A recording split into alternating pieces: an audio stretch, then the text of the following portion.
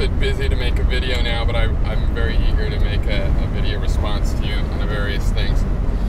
One, I left you a comment, and I just want to reiterate, I appreciate the hardiness of your willingness to engage in this topic in general, but also specifically with me, because sometimes we seem like we're going over the same exact argument, and it could seem a little circular, but I think we're spiraling we're bringing out to visible status some of the differences, and I want to describe what I think is going on.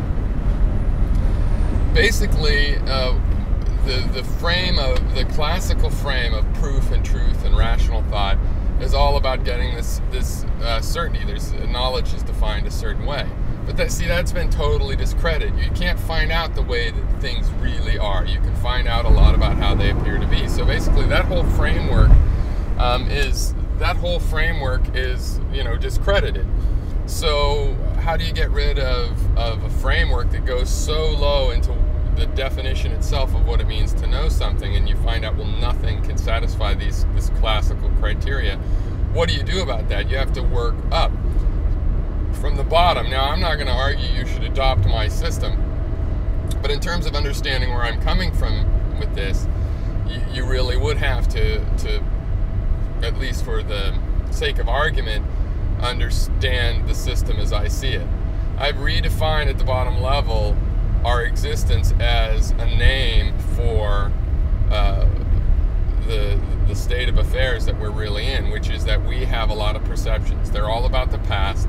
And all of our analysis is about these things. It's not about predicting the future. It's not about knowing the future. It's entirely a bunch of perceptions that we have in the past.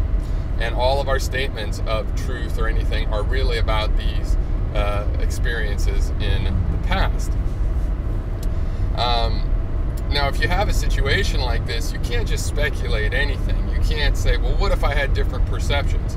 Or if you do, you take a risk of going into a land of trivial truths. I mean, what if I started seeing unicorns? Then would unicorns be real? No, probably I'd be insane. Okay, well, what if I started hunting unicorns, bringing them back, and we all ate them and were able to sustain ourselves purely on unicorn meat? Then would unicorns be real? Yeah, but does that mean unicorns are real?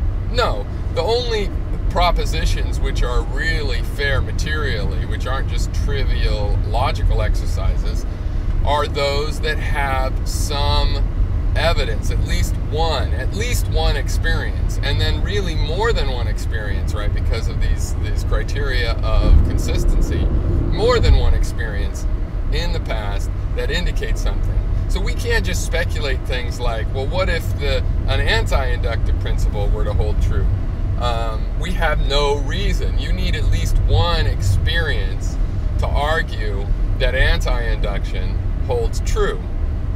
And it's very difficult to do such a thing, because your anti-induction, what's going to argue for anti-induction is the fact that things are constantly in flux. Things are constantly changing. All right. Now, another example of where the impact of this starts to be seen, though I don't think it's quite obvious to people how this works out, but we were talking recently about what about a skeptical God, or any God that is, that deceives us. But in relativity, and this is a facet of relativity that applies to all knowledge now, not just relativity, you need to have a criteria for making a judgment. If you're going to say something is true or it isn't true, you need a criteria for judging truth. If all of our perceptions were given to us by some God just at their whim, and they could be anything, then how could you define truth such that wouldn't be true?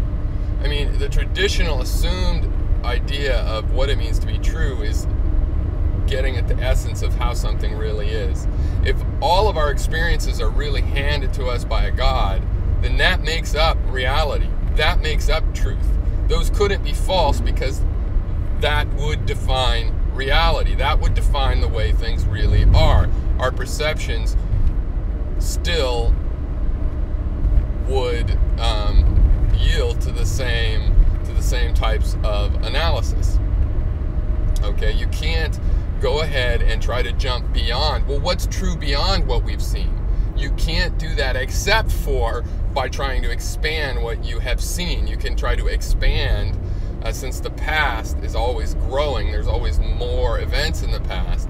You can try to expand what you know, but that's not getting around the perceptions. That's trying to expand your perceptions. So for example, if we were in a matrix, we would try to expand. As we were expanding our understanding, maybe we would discover some of the inconsistencies in the physical reality, and we would be able to deduce that there was a matrix.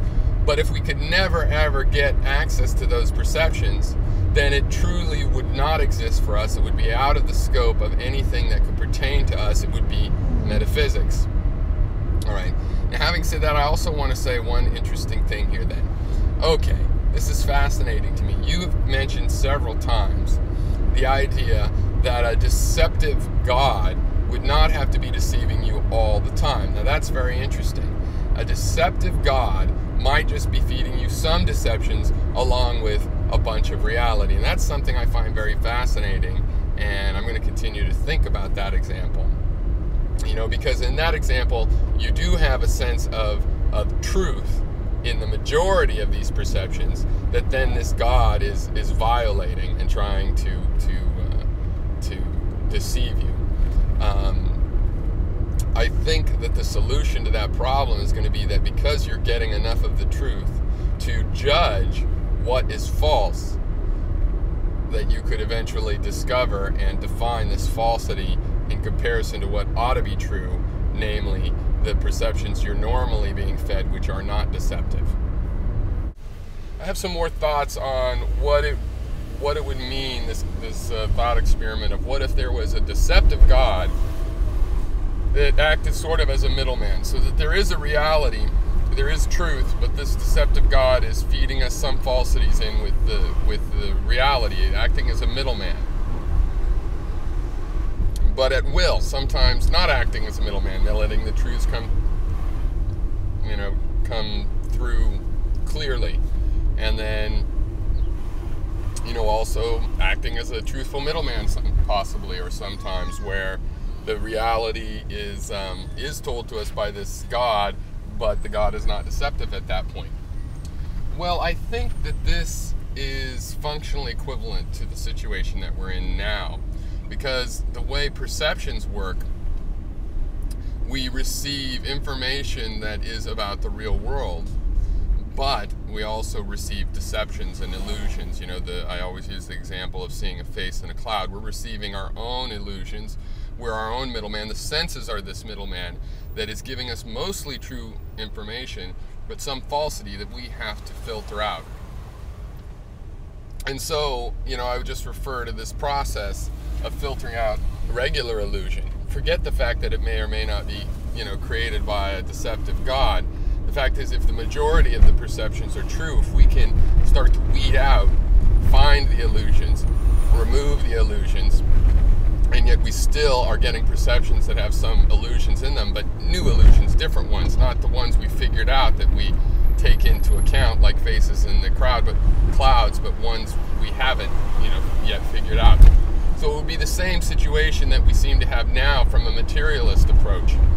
So I don't think that God would, A, change the nature of knowledge, and if you base your knowledge on an analysis of perceptions, as I have, and two, I don't think there would be a functional value. There would be no material value to this supposition. It doesn't. It's 100% equivalent to the materialist. You don't need to pretend that it's a God. In other words, to pretend that there's a will trying to deceive you, because basically there is a will-less nature that is giving us perceptions exactly in this way, where there's some truth to those perceptions and some illusion.